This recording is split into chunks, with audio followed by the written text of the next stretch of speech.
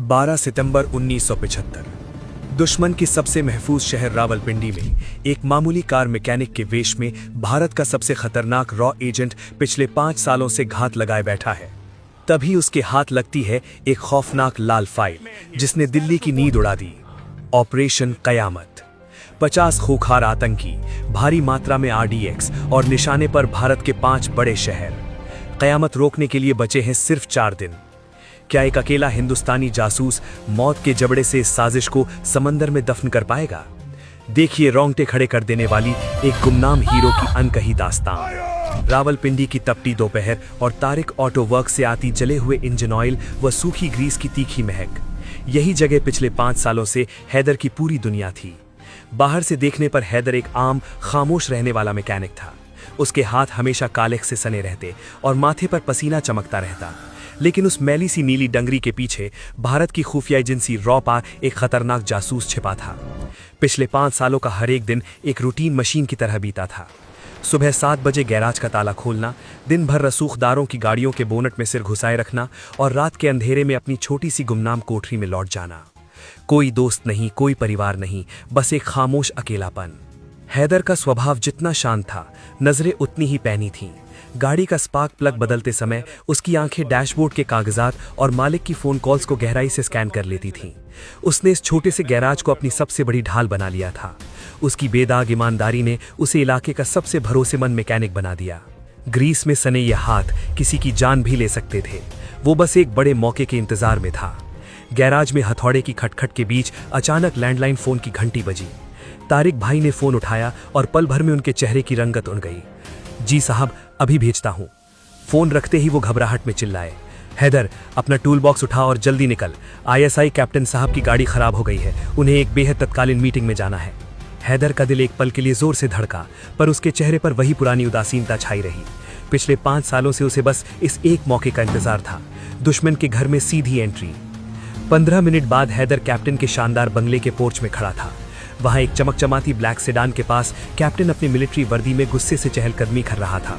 उसके चेहरे पर एक सख्त रुतबा था और आंखों में डरा देने वाली क्रूरता। तुम हो तारिक के मैकेनिक? कैप्टन ने हैदर को ऊपर से नीचे तक घूरते हुए बेहद कड़क आवाज में पूछा। जी जनाब, हैदर नाम है।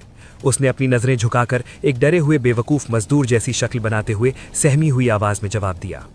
जल्दी चेक करो इसे, मुझे आधे घंटे में ऑफिस पहुंचना है, बस सेल्फ नहीं ले रही। हैदर ने फुर्ती से गाड़ी का बोनट खोला। उसकी एक्सपर्ट और जासूसी आंखों ने महज 10 सेकंड में बीमारी पकड़ ली। गाड़ी बिल्कुल सही थी, बस सेल्फ मोटर का एक छोटा सा फ्यूज उड़ गया था। वो अपनी जेब से नया फ्यूज निकालकर इसे 2 मिनट में ठीक कर सकता था, लेकिन अगर उसने ऐसा किया तो वो कैप्टन के लिए सिर्फ एक आम मैकेनिक बनकर रह जाएगा, जिसे चंद पैसे देकर तुरंत विला कर दिया जाएगा। उसे इस घर में अपनी जगह पक्की करने के लिए ज्यादा समय चाहिए था। उसके शातिर दिमाग ने तुरंत एक चाल बुनी। उसने जानबूझकर पेंचकस उछाया और इंजन के पुर्जों को यहां वहां ठोका और नकली चिंता का भाव चेहरे पर ले आया। बाहर निकलकर मायूसी से बोला, साहब गाड़ी ठीक होने में तो समय लगेगा। कैप्टन गुस्से से चिल्लाया, क्या बकवास कर रहे हो, बस स्टार्ट ही तो नहीं हो रही। हैदर ने मासूमियत से एक तकनीकी झूठ कड़ा, जनाब सेल्फ का फ्यूज तो उड़ा ही है, पर इंजन के फैन बेल्ट की पुली भी खराब हो गई है। अभी स्टार्ट की तो रास्ते में बेल्ट टूटेगा और इंजन सीज हो जाएगा। कैप्टन के माथे पर सिलवटें पड़ गईं। उसे रावलपिंडी हेडक्वार्टर में भारत में आतंक फैलाने की एक गुप्त मीटिंग में जाना था। वो बीच रास्ते में फंसने का जोखिम नहीं ले सकता था। कुछ सोचकर वो चिढ़ते हुए बोला, ठीक है, इसे जल्दी ठीक करो और अभी मुझे इसी वक्त अपनी जीप से ऑफिस तक छोड़कर आओ। हैदर ने सिर झुकाकर जी जनाब कहा। बाहर से वो जितना डरा हुआ दिख रहा था, अंदर से उसका दिमाग उतना ही मुस्कुरा रहा था। उसने पहला चक्रव्यूह सफलतापूर्वक रच दिया था। कैप्टन को हेडक्वार्टर के गेट पर उतारकर जैसे ही हैदर ने अपनी जीप वापस घुमाई, उसकी नजरें सामने से आती 4-5 VIP गाड़ियों के काफिले पर ठहर गईं। काले शीशों वाली उन शानदार गाड़ियों का सीधा प्रवेश हेडक्वार्टर के अंदर हो रहा था। हैदर के प्रशिक्षित जासूसी दिमाग ने तुरंत खतरे की घंटी बजाई। अचानक इतनी उच्च स्तरीय गाड़ियां, भारी सुरक्षा और कैप्टन की घबराहट, ये इत्तेफाक नहीं था। कुछ तो बड़ा और खौफनाक पक रहा था। वो वापस कैप्टन के बंगले लौटा। अब उसके पास घर की रेकी करने का सबसे सुनहरा अवसर था। उसने गाड़ी का इंजन बाहर निकालने का भारी काम शुरू किया, लेकिन उसकी तेज नजरें गिद्ध की तरह बंगले के चप्पे चप्पे को स्कैन कर रही थीं। उसने दिमाग में एक सटीक नक्शा उकेरना शुरू किया। मुख्य द्वार से सर्वेंट क्वार्टर तक का रास्ता, कैमरों की दिशा और सबसे महत्वपूर्ण, कैप्टन के कमरे का संभावित स्थान। घर के हर रास्ते की बारीक जानकारी उसके दिमाग में दर्ज हो चुकी थी। दोपहर 12 बज गए। हैदर ने माथे का पसीना पोंछते हुए माली से कहा, जनाब, बड़ी जोरों की भूख लगी है, क्या बावर्ची खाने से खाना मिल जाएगा? माली ने अंदर जाकर बेगम साहिबा को इत्तला दी। मालकिन बाहर आई और हैदर की मेहनत देखकर नरमी से बोली, बेटा, बिना भोजन के इतनी मेहनत क्यों कर रहे हो? अंदर आओ, हाथ मुंह धो लो, इसे अपना ही घर समझो। हैदर घर के अंदरूनी बरामदे में आकर बैठ गया। उसकी निगाहें घर के अंदरूनी हिस्सों को नाप रही थीं। तभी मालकिन ने अंदर की तरफ आवाज दी, शायरा, जरा हैदर के लिए दस्तरख्वान तो लगा दो। अगले ही पल कैप्टन की खूबसूरत बेटी शायरा खाने की ट्रे लिए बाहर आई। जैसे ही उसने ट्रे टेबल पर रखी, हैदर ने अपनी नजरें उठाईं और दोनों की आंखें चार हुईं। उन चंद पलों में एक गहरा और खामोश संवाद हो गया। हैदर की ठहरी हुई रहस्यमयी आंखों ने शायरा के कदमों को मानो जकड़ लिया। शायरा की आंखों में एक अनकही कशिश थी, जैसे वो इस अजनबी को पढ़ना चाहती हो। दोनों बिल्कुल खामोश थे, लेकिन हवा में एक अजीब सा रोमांटिक खिंचाव महसूस किया जा सकता था। भोजन के बाद हैदर काम पर लौट आया। कुछ घंटे बाद शायरा चाय के बहाने फिर उसके पास आई। लफ्ज नहीं गूंजे, बस नजरों की प्यार भरी गुफ्तगू हुई। शाम तक हैदर ने गाड़ी का काम पूरा कर दिया। हाथ पोंछते हुए उसने मालकिन से कहा, बेगम साहिबा, गाड़ी तो चालू कर दी है, लेकिन कुछ दिनों बाद मुझे आकर इसकी सर्विस करनी पड़ेगी। मालकिन मान गई। हैदर ने अपनी पैठ बना ली थी। रावलपिंडी में हैदर ने अपनी चाल चल दी थी और मजबूत पैठ बना ली थी, लेकिन इस आने वाले तूफान की असली हलचल नई दिल्ली में महसूस की जा रही थी। ठीक 2 दिन बाद हैदर ने अपने गुप्त ट्रांसमीटर से रॉ को एक संदेश भेजा। कैप्टन के घर और हेडक्वार्टर में संदिग्ध वीआईपी हलचल है। यहाँ यकीनन कुछ बहुत बड़ा प्लान हो रहा है। पाकिस्तान की तपती गर्मी से कहानी का नजरिया सीधे दिल्ली के रॉ हेडक्वार्टर के ठंडे और सीक्रेट कमरों में शिफ्ट हो गया। इस खबर ने भारतीय खुफिया एजेंसी में भूकंप ला दिया। रातों रात सरहदों पर सिक्योरिटी टाइट कर दी गई और दुनिया भर में रॉ नेटवर्क को हाई अलर्ट पर रख दिया गया। कंट्रोल रूम में लाल सुरक्षित टेलीफोनों की घनघनाहट तेज हो गई। अधिकारियों के चेहरों पर घबराहट और चिंता साफ थी। तभी मिडिल ईस्ट में बैठे भारतीय जासूसों से एक खौफनाक डिकोड किया हुआ मैसेज दिल्ली पहुंचा। इस संदेश को पढ़ते ही बड़े अधिकारियों के पसीने छूट गए। ब्लैक मार्केट से भारी मात्रा में RDX, जो उस वक्त नया और बेहद घातक विस्फोटक था, और 50 आधुनिक AK-47 राइफलें खरीदी गई हैं और पूरी खेप पाकिस्तान की तरफ निकल चुकी है। हैदर की चेतावनी और हथियारों की इस खुफिया रिपोर्ट को मिलाते ही 101% कंफर्म हो गया कि भारत पर कोई बेहद भयानक आतंकी हमला होने वाला है। लेकिन वो हमला कब, कहां और कैसे होने वाला है, ये किसी को नहीं पता था। दिल्ली से रावलपिंडी में बैठे अपने जासूस के लिए कड़ा आदेश जारी हुआ, हैदर, कुछ भी हो जाए, कैप्टन के कमरे में पहुंचो और पता करो कि ये लोग क्या प्लान कर रहे हैं। दिल्ली से मिले कड़े आदेश के बाद हैदर के पास समय कम था। उसे हर हाल में कैप्टन के कमरे की तलाशी लेनी थी। वो जानता था कि सुबह 10 बजे के बाद कैप्टन ऑफिस चला जाता है। ठीक 2 दिन बाद वो गाड़ी सर्विस के बहाने सुबह 11 बजे बंगले पर पहुंचा। बाहर से उसने आवाज दी, साहब, साहब। कोई जवाब नहीं आया। ये सुनहरा मौका था। वो दबे पांव अंदर दाखिल हो गया। कमरे में कैप्टन की खूबसूरत बेटी शायरा भीगे बाल सुखा रही थी। हैदर को देखते ही वो मुस्कुराई। हैदर ने कहा, साहब की गाड़ी की सर्विस करनी थी। शायरा ने नजरें मिलाते हुए जानबूझकर झूठ कहा, पापा अभी नहीं है, बस कुछ देर में आने वाले हैं। वो चाहती थी कि हैदर वहां रुके। हैदर उसकी चाल समझ गया। मालकिन के बारे में पूछने पर पता चला कि वो बाजार गई हैं। अब घर में सिर्फ वे दोनों थे। शायरा धीरे धीरे हैदर के करीब आने लगी। हैदर के लिए ये बेहतरीन मौका था। उसे रेकी से पता था कि वे जिस कमरे में हैं, उसके ठीक बगल वाला कमरा ही ISI कैप्टन का मास्टर बेडरूम है। हैदर ने अचानक शायरा को बाहों में जकड़ लिया और उठाकर सीधे उसी बगल वाले कमरे यानी कैप्टन के बेडरूम में ले गया। दोनों एक दूसरे के बेहद करीब आ गए। कमरे का माहौल गर्मा गया और शायरा की सांसें फूलने लगीं। उसने मदहोश होकर हैदर से और करीब आने को कहा, लेकिन हैदर का असली मकसद तो कुछ और ही था। ये इश्क का जाल महज उसका हनी ट्रैप था। उसने अचानक खुद को पीछे खींचते हुए मुस्कुराकर कहा, क्या सब कुछ आज ही करोगी या मेहमान की खातिरदारी भी करोगी? शायरा शर्माते हुए बोली, ठीक है, आप बैठिए, मैं चाय बनाकर लाती हूँ। जैसे ही शायरा बाहर निकली, हैदर का चेहरा पल भर में एक खूंखार जासूस में तब्दील हो गया। अब उसके पास सिर्फ 2 मिनट थे। ये 2 मिनट जिंदगी के सबसे भारी पल थे। माथे से पसीने की बूंदें टपकने लगीं। उसने चीते की फुर्ती से अलमारी खंगालनी शुरू की।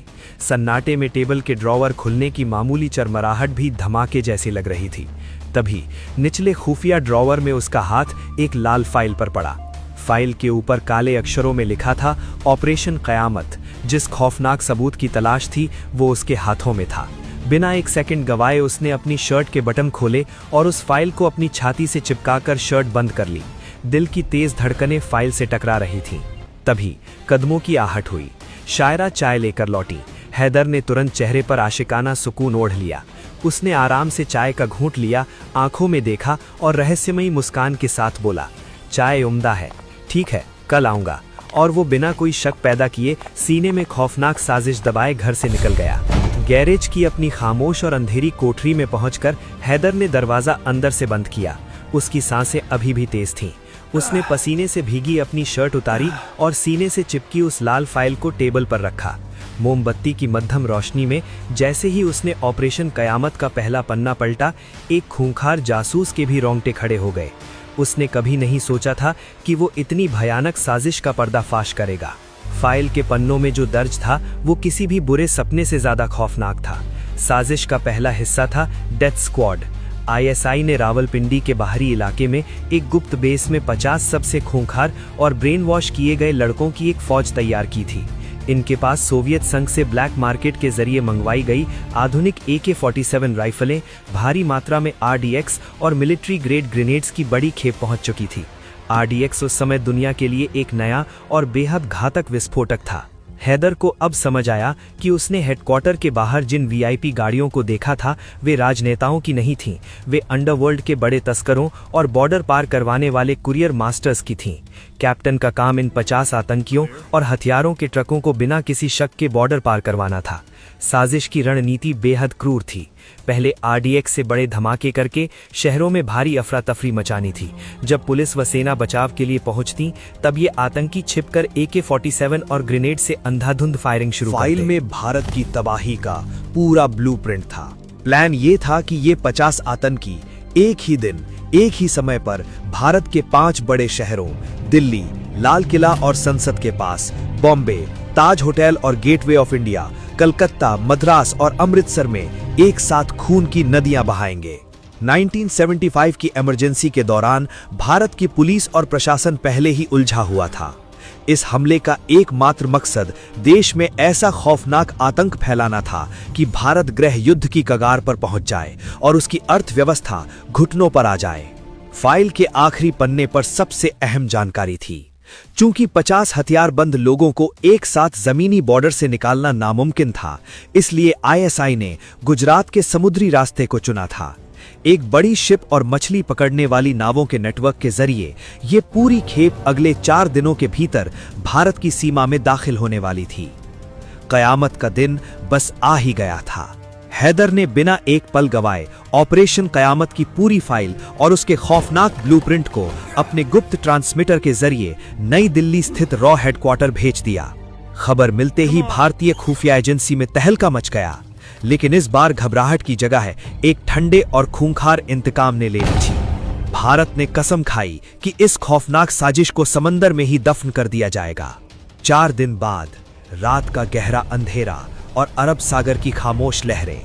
गुजरात के समुद्री तट से कुछ मील दूर गहरे पानी में भारत की नौसेना और खतरनाक ब्लैक कमांडोज की टीम छिपकर पूरी तरह मुस्तैद थी। समंदर की खामोशी में आज मौत का सन्नाटा पसरा हुआ था। कमांडोज के चेहरों पर ब्लैक कैमोफ्लाज पेंट था और हाथों में अत्याधुनिक हथियार। लहरों के टकराने के अलावा वहां कोई आवाज नहीं थी। तभी रडार स्क्रीन पर एक लाल बिंदु ब्लिंक करने लगा। दुश्मन का भारी जहाज भारतीय समुद्री सीमा के करीब आ रहा था। उस जहाज के अंदर 50 खूंखार आतंकी, मौत का सामान, RDX और हथियारों की खेप मौजूद थी। कमांडो कमांडर ने नाइट विजन दूरबीन से उस जहाज की पहचान पुख्ता की। आज किसी तरह की चेतावनी या सरेंडर का कोई विकल्प नहीं था। भारत को सिर्फ और सिर्फ खात्मा करना था। कमांडर का हाथ उठा और वायरलेस पर एक ही कड़कदार लफ्ज गूंजा, फायर। अगले ही पल रात के घने अंधेरे को चीरते हुए भारतीय गनबोट से ताबड़तोड़ रॉकेट बम दागे गए। हवा को फाड़ती हुई मिसाइलें सीधे दुश्मन के जहाज के उस हिस्से पर जा लगीं जहां RDX रखा था। एक भयानक और कान फोड़ देने वाला धमाका हुआ। समंदर की लहरें कई फुट ऊपर तक उछल गईं। आसमान आग की लपटों से नहा गया। 50 आतंकी, हथियारों का जखीरा और वो पूरा का पूरा जहाज चंद सेकंड में आग के भयंकर गोले में तब्दील होकर अरब सागर की अथाह गहराइयों में हमेशा के लिए दफन हो गया। ऑपरेशन कयामत समंदर की गोद में राख बन चुका था। उधर पाकिस्तान के रावलपिंडी में तारिक ऑटो वर्क्स के गैराज में बैठा हैदर अपनी कोठरी में शॉर्ट वेव रेडियो पर एक खबर सुन रहा था। गुजरात तट के पास समंदर में एक अज्ञात जहाज डूबने की खबर। हैदर के होठों पर एक विजयी और खामोश मुस्कान तैर गई। उसका मिशन फतेह हो चुका था। उसने अपनी मैली नीली डंगरी उतारी, अपने पेचकस वहीं छोड़े और रात के गहरे अंधेरे में एक गुमनाम परछाई की तरह हमेशा के लिए गायब हो गया। आपसे हाथ जोड़कर प्रार्थना है, चैनल को सब्सक्राइब कर दो प्लीज। और सब्सक्राइब नहीं करते तो दिल पर बुरा लगता है, तो प्लीज सब्सक्राइब कर दो। मिलते हैं अगली वीडियो में।